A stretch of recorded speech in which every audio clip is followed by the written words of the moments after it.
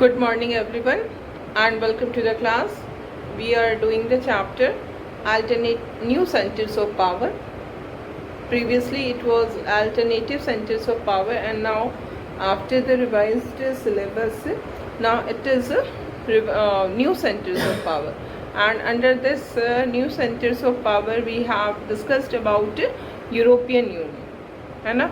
And in the previous class we have started our discussion about ASEAN, Association of Southeast Asian Nation, and we have seen that the location of these Southeast Asian nations, and we have seen that these Southeast Asian nations were under the colonial rule of Japanese power and European power. Both European countries and Japan also colonized these countries, and they become independent after the end of the Second World War. And these countries were facing many challenges when they become independent. That the first most we can say common problem or challenge these countries were facing was the challenge of nation building, because इतने सालों की जो उनकी slavery थी वो and होती है, और उसके साथ साथ जो different type of ethnic and communal conflicts जो है वो स्टार्ट होते हैं, और इसी के साथ नेशन बिल्डिंग जो है वो एक बहुत बड़ी चैलेंज के रूप में सामने आती है. And then we see that these countries were also facing the problem of poverty and economic growth, because during the colonial rule these countries were exploited economically. The resources of these countries were used by the colonial power, and no attention was paid on the economic development of these countries. That is why when these countries became independent they faced this challenge of economic growth and development. And moreover, what we find that this was the time after the end of the Second World War, as we have discussed in the first chapter.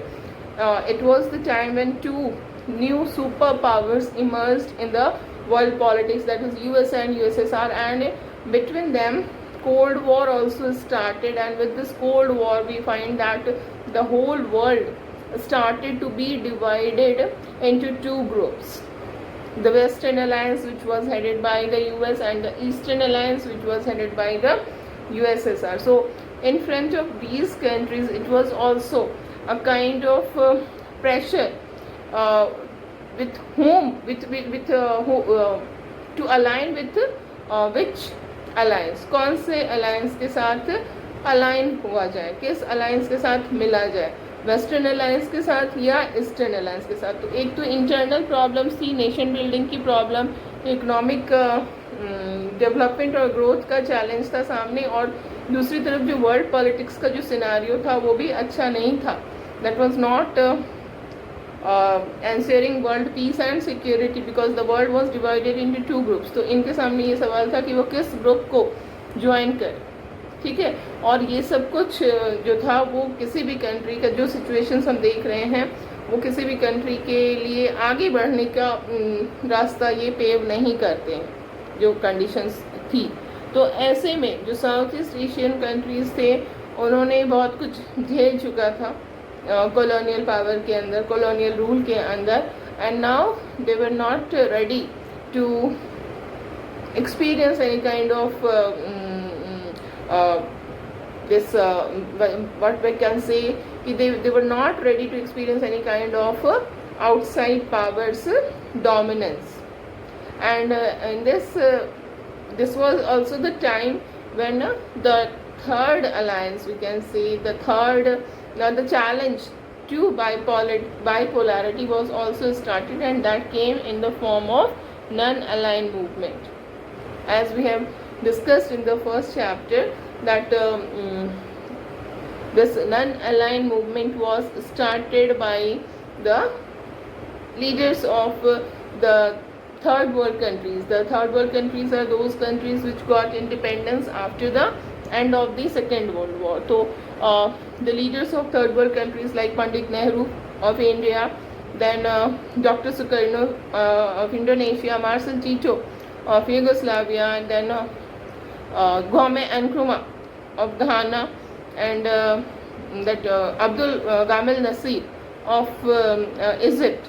They all initiated this effort of starting the non-aligned movement, which means that it was an effort from these countries that the countries of third world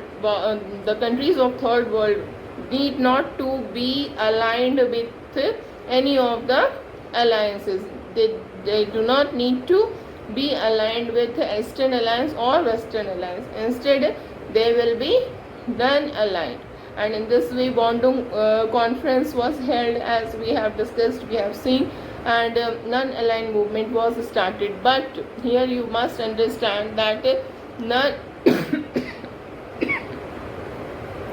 non-aligned movement was not effective in establishing informal relationship between the countries. It was a totally formal organization, and the countries of third world were not expecting any kind of informal cooperation and interaction between the countries of non-aligned movement. So the Southeast Asian countries were also facing the same situation. They were in this non-aligned movement, but it was not a informal organization. It was very much formal, and they knew that they cannot expect any kind of informal cooperation and interaction among the countries using this forum of non-aligned movement. So we see that the Southeast Asian countries, they established their own association. They established their own association, which is known as Association of Southeast Asian Nations.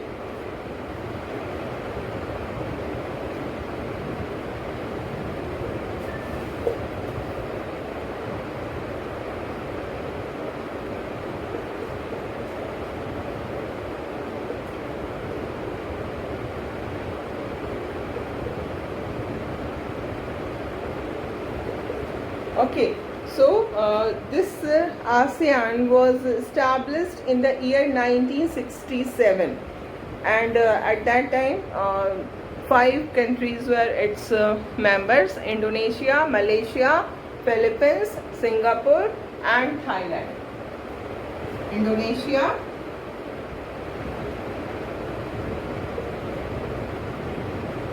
Malaysia, Philippines,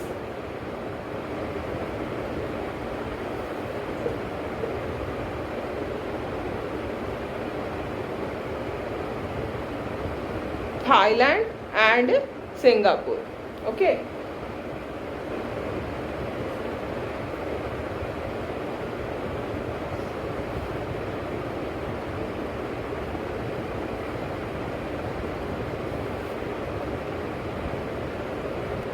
So these 5 countries, Indonesia, Malaysia, Philippines, Thailand and Singapore, they signed this Bangkok Declaration, and through this Bangkok Declaration, ASEAN came into existence. And we see that the main objective of ASEAN was to accelerate economic growth, to accelerate the economic growth of the region.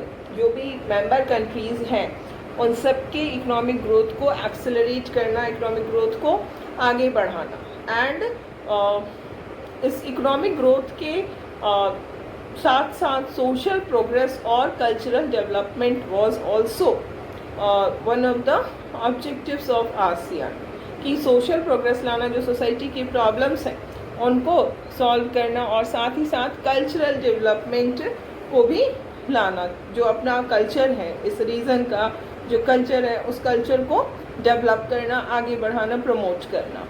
Okay, and this was the primary objective, to accelerate economic growth, to bring social progress and cultural development. Other than this primary objective, there was a secondary objective also, that the secondary objective was to promote regional peace and stability. जो reason है south East Asia, उस reason में piece और stability को promote करना. And this peace and stability should be promoted on the basis of rule of law and the principles of United Nations Charter. ठीक है, they wanted to be abide by the Charter of the United Nations, and they also accepted rule of law. Rule of law means the who is ruling? The law is ruling. It's not that any country will rule all the countries. Any country will be given any kind of primary position, but all the countries are equal, and the countries will be governed according to the rule, according to the law. ठीक है, तो इस तरह से इसके ये दो objectives हैं. इसमें आपको these are the foundation members of ASEAN, ये याद रखना है. और अब हम ये लिखेंगे कि क्या इसके ऑब्जेक्टिव्स थे, primary and secondary objectives.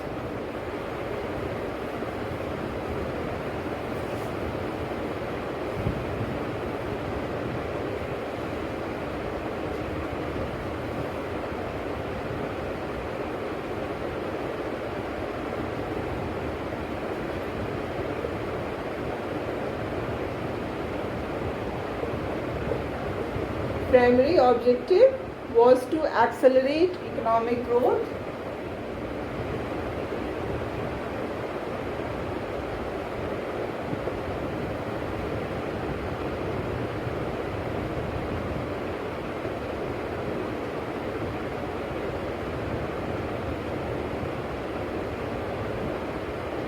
with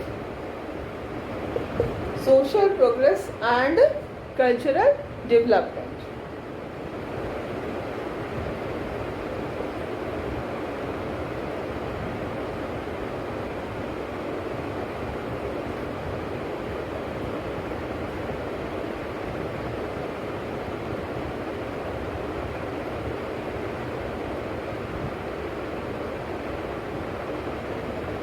This was the primary objective.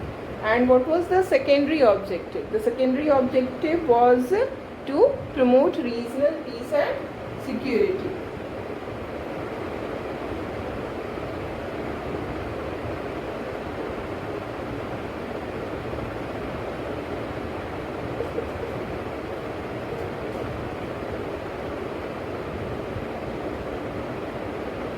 To promote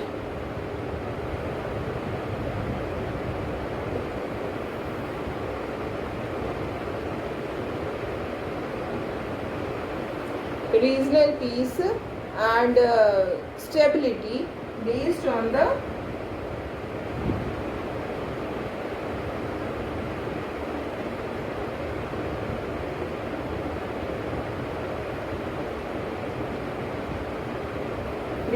the principle of rule of law and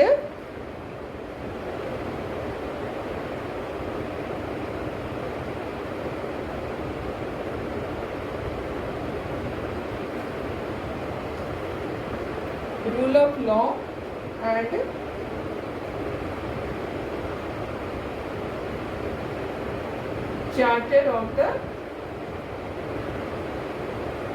United Nations. So with these objectives, this ASEAN was established by Bangkok Declaration in 1967. Okay, and now we see that its founding members, 5 countries were its founding members, but later we see that many new members joined this association. Actually 5 new members like this Myanmar, Cambodia, Vietnam, then Brunei Darussalam, and this Laopedia. These are the 5 countries which later joined ASEAN. So at present there are 10 members in ASEAN.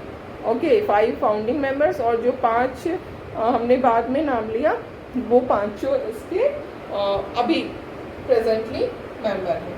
So these are the 10 members of ASEAN. Founding members हमने देख लिया है. जो new members add हुए हैं वो कौन कौन से हैं?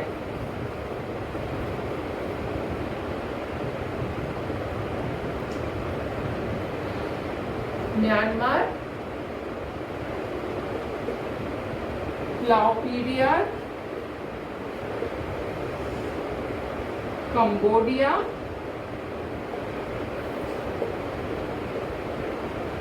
Vietnam and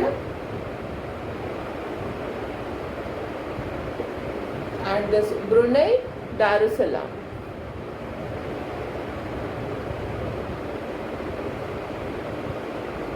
Okay, so in this way we can say that this country, this association has 10 members. Okay, and now we see that how does the ASEAN work? What are the way of working of ASEAN? We see that it is different from European Union, as we have discussed about European Union in the previous section. It was about European Union. So we see that in ASEAN they do not want any kind of supranational structures and institutions. जैसे कि हमने European union में देखा कि बहुत सारे associations बने और तब जाकर के अंत में यूरोपियन यूनियन जो है वो आता है. तो इसमें ऐसा कुछ भी नहीं हुआ. इस हिसाब से ये यूरोपियन यूनियन से डिफरेंट है. अगर हम आसियान कंट्रीज़ को देखें तो इनका जो काम करने का तरीका है उसको हम कहते हैं आसियान वे. ठीक है, आसियान वे जो है वो इनके it's a kind of interaction between the countries, and this interaction is completely informal, non-confrontationist and cooperative. What does it mean? So जो आसियान के कंट्रीज हैं वो आपस में जो उनका इंटरैक्शन है वो ऐसा इंटरैक्शन है जो कि जिसको हम आसियान वे कहते हैं. ठीक है, आसियान वे क्या हुआ? It's a kind of interaction between the member countries. And what type of interaction is it? The interaction is totally informal. As we have seen कि ये organization बना ही इसलिए था क्योंकि जो उस समय के situations थे उसमें informal relations develop करके ही आगे बढ़ा जा सकता था. तो ये जो आसियान वे है वो इनफॉर्मल है, मतलब इसमें बहुत फॉर्मेलिटीज़ पर ध्यान नहीं देते हैं कंट्रीज कि हर कुछ ऑफिशियल वे में हो, फॉर्मल वे में हो. वो अपने इनफॉर्मल तरीके से आपस में इंटरैक्ट करते हैं. ठीक है, तो first of all it is informal and then it is non confrontationist. Non confrontationist. इसका क्या मतलब हुआ? कन्फ्रंटेशन का मतलब होता है झगड़ा, लड़ाई. तो ये जो आसियान वे है जिसके जो कि एक इंटरेक्शन का तरीका है बिटवीन द मेंबर कंट्रीज, वो इस बात पे जोर देती है, इस बात पे फोकस करती है कि कंट्रीज के बीच में किसी भी तरह का कन्फ्रंटेशन नहीं होना चाहिए आपस में, जिसको हम कहें कि झगड़ा नहीं होना चाहिए, कन्फ्रंटेशन नहीं होना चाहिए, एक दूसरे के साथ मुकाबले वाली बात नहीं होनी चाहिए. ठीक है, and this ASEAN way is also cooperative because the main purpose of formation of this ASEAN is to accelerate the economic growth. How the economic growth will be accelerated? Through cooperation. When the countries will cooperate with each other, then only there can be economic growth and economic acceleration. So this is ASEAN Way. These are the three important elements of ASEAN Way. What is ASEAN Way? It's a way of, it's a form of, it's a type of interaction among the member countries.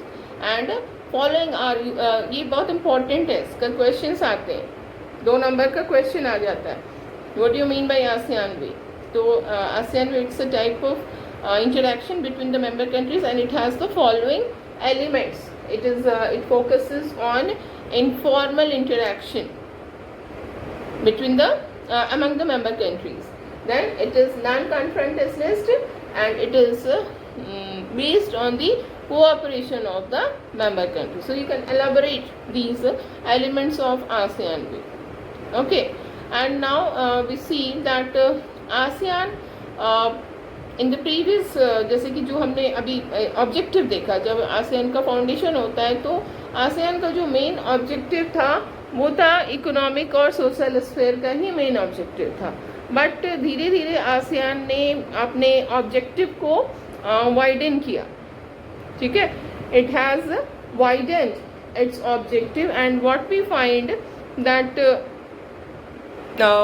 In 2003 ASEAN ने कुछ community establish किया. इन 2003 ASEAN established this ASEAN community in which there are 3 pillars. The first is the 3 pillars of ASEAN community. The first pillar is ASEAN security community, the second is ASEAN economic community and the third is ASEAN socio-cultural community. ठीक है? So now we are switching to ASEAN community.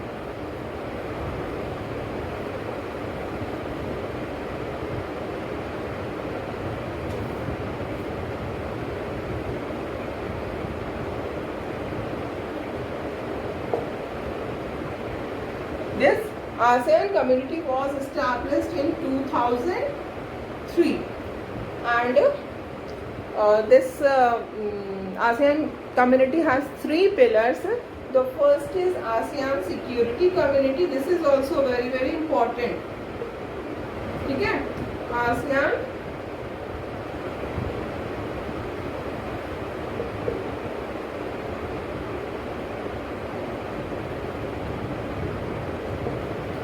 ASEAN security community, then ASEAN economic community,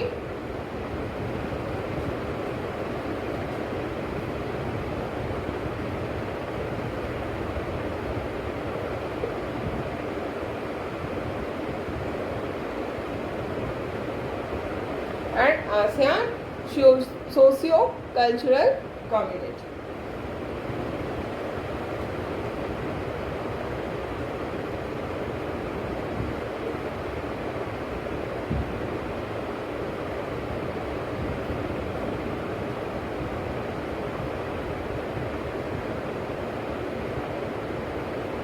Okay, so these are the 3 pillars of ASEAN community which was established in the year 2003. Okay, and now we will discuss each one of the communities. But before discussing about these ASEAN community, we will discuss the flag of ASEAN. जो ASEAN का flag है हम उसको discuss करेंगे क्योंकि this is also important. इससे भी questions आते हैं आसियान के फ्लैग को इंटरप्रेट करने के लिए. So in this you will see that जो आसियान का फ्लैग है उसमें हम देखते हैं कि 10 स्टॉक्स ऑफ पैडी बने हुए हैं. पैडी धान के 10 जो स्टॉक्स होते हैं, जो उसके ग्रास होते हैं, वो बना हुआ है. और ये जो 10 स्टॉक्स ऑफ पैडी है, it is actually representing the 10 member countries of the ASEAN.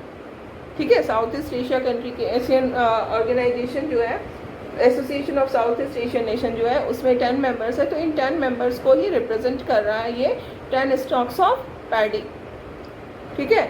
और ये सभी एक साथ जुड़े हुए हैं, इट मीन्स कि इनके बीच में